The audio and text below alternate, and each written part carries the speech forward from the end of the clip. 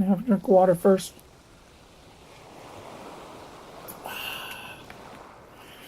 Hi, this is Jack again, and I just wanted to share some information with you that I found about family history, genealogy, and the numbers of people in the generations going back. I'm constantly amazed by the number. I've found it a couple of weeks ago, but I'm just amazed still. Actually, it's actually more than I originally thought. But if you just go back 10 generations, and everybody has these same numbers, by the way. If you just go back 10 generations, that's your eighth great-grandparents. There's more than 2,000 people involved. And I thought, wow, that's a small town of people. Now, that's just going back, well, 300, 400 years to maybe 1650, the middle of the 17th century. But then again, that depends on how many years in your particular family is between each generation. For instance, my great-great-grandfather, Dunsmore, didn't marry until he was 40. They had their first child in 1830, and he was born in 1790. And I don't know what I'm stuck going back any further, because I don't know where. I know he was born in the United States, but I don't know where specifically. And I'm just curious, did he have another family? What did he do that's like 40 years. He lived to be 96. He died in 1886 in Canada, but he had migrated to Canada, I don't know exactly when, but sometime before probably the War of 1812, which started in 1812 to 1815. But I'm just amazed at the number of people. Now, if I am zero, I'm the first generation is our parents. So there's two people. Now already there's three because of you and your two parents. And then you go back, they each have parents, so that's four grandparents everybody has, two grandpas and two grandmas. And then every generation doubles, so you have 16 great-great-grandfathers. Now, I only know two of my great-great-grandparents, and that's sad. I want to know everybody. I want to know what they did, where they lived, and where's all their stuff. Gosh sakes, that's so many people. So that's the 10th generation alone has 1,024 people. That's 512 guys and 512 girls. And they all didn't live in the same town. So, and that's not going back that far in my opinion. That's just, 300, 400 years. But I was originally interested in finding out what my family did around the time of the American Revolution, 1776-ish. But there's a total of 2,047 people in everybody's generational list, and that's just 10 generations. And in that 10th generation are 1,024 people. Man, oh man, I'm amazed. And that's one fuzzy puzzle, but that's not what I wanted to talk about specifically. But I'm just daily and constantly amazed by those big numbers. I just wanted to bring to everybody's attention, I'm sure everybody knows that you can get money for recycling, at least in the United States. In some states, specifically I'm in California, and we have a CRV tax. Now, I should have looked that up. I'm not sure what that stands for. The R probably either stands for recycling or revenue. But so when I go to the store and I buy a bottle of water, I pay a CRV tax on this, and then when I recycle it, I get that CRV tax back, and that's presumably a nickel a bottle. And I recently, now this says Hawaii, Oregon, Maine, New York, Connecticut, a nickel, and then it says CA for California CRV. I took 100 bottles. I wanted to see how much money I would get back for 100 of this size plastic, 16.9 fluid ounces. And I happened to meet this guy standing in line, and he had bags and bags of plastic bottles. Heck of a nice guy. We had a nice long talk. He let me go ahead of him because I only had 2 bags. His name was Stephen, and he brought to my attention, I think either he had thought about it or his wife told him what to do. I think his wife told him about it, that if you go to a place where you can, we went to ePlanet, so you individually insert each bottle into the machine, and then it gives you a receipt back. And for 100 bottles, I made $5. I was pleasantly surprised. So thanks very much, Stephen, for that information, because I don't know why I assumed that I would get the same price for 100 bottles. Well, I wouldn't anywhere and everywhere, because I guess recyclers will pay a different amount of money. But at least ePlanet, which I believe is a Scandinavian company, and I think they're a publicly traded company, at least that's what I told Stephen.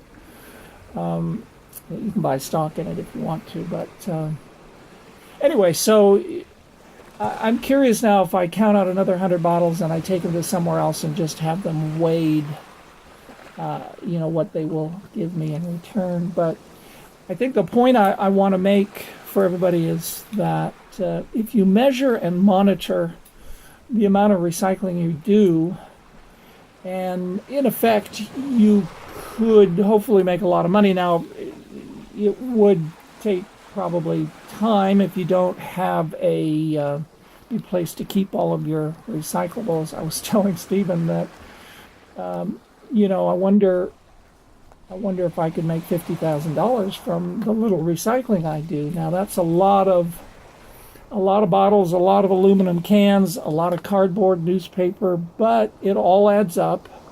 And I find that when I keep track of it, I know how much I'm recycling at any given time, and how much of whatever brings in the most money, like glass is 100% recyclable. And I think aluminum cans now are paying maybe $2 a pound. I remember back in the day when it was $1 a pound and even less than that. But I had them weighed at work. I weighed one can at work. One of the engineers weighed it for me so I could understand how many, soda cans it took to make a pound. And I think we came up with like 22 or 24 cans. So 24 cans is $2, and how many cans do you need to make some portion of $50,000? Anyway, so that's something to think about, measure and monitor, and keep track of what you recycle. Almost everything is worth something, and even if it isn't, I would encourage you to recycle it anyway, just to keep it out of the landfill and put it in its proper container. All right, and what else did I have to talk about? Fuzzy puzzles. Well, I was gonna talk about fuzzy puzzles.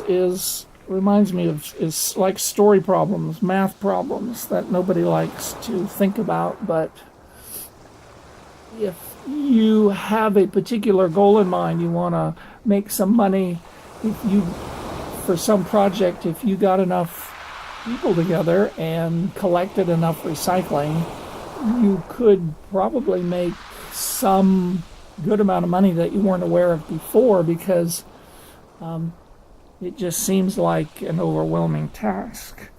But I have a garage out in the back, and I collect all my plastic bottles and my aluminum cans, and I put them in bags, and I save them until I, make a trip where it's worth going and spending an hour or two in line back and forth. But there are other things to recycle too that I found and researched, mixed metals and I think cardboard is worth $100 a ton. And if you do it legitimately and legally, it should be fair game, because there is just so much trash out there. And the other sad, I don't know all the statistics, but for instance, the aluminum can industry says that Americans throw away $1 billion a year in aluminum cans. And I thought, whoa, I could use, I'll just take $1 million. But you have to spend, that's like a full-time job, I would imagine. And if you have a pickup truck like I do, and boxes or garbage cans, but I don't know where you would go to find so many cans. But what I'm starting to do now is pay attention to the numbers, and I'm picking up cans and bottles that I see on the ground, and it adds to my pile, because that money I will get for those that I find on the ground or other people give me. I'm making money, whereas the income that I get from this bottle, say, I'm just getting back the nickel I already spent when I bought this puppy. So there's a way to make some money. Hopefully, it's a good part-time job, might generate some income, extra income, and it's good for the environment and the world at large, and keep this stuff out of the ocean. That's my new focus now, to encourage everybody to pick up their trash so it doesn't find its way to the ocean. So I think I've talked long enough, so I'm going to say goodbye for now and show you a bunch of pictures and stuff I found on the internet, and to encourage you to go out and recycle everything. Keep it clean and keep it green.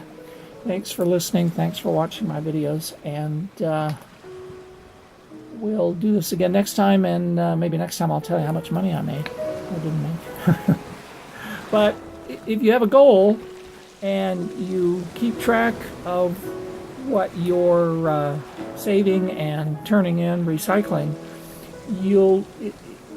it'll be a better feeling than just doing it blind, because you won't know where you are, what you have, or what maybe you should focus on. All right? So with that, I will say goodbye until next time.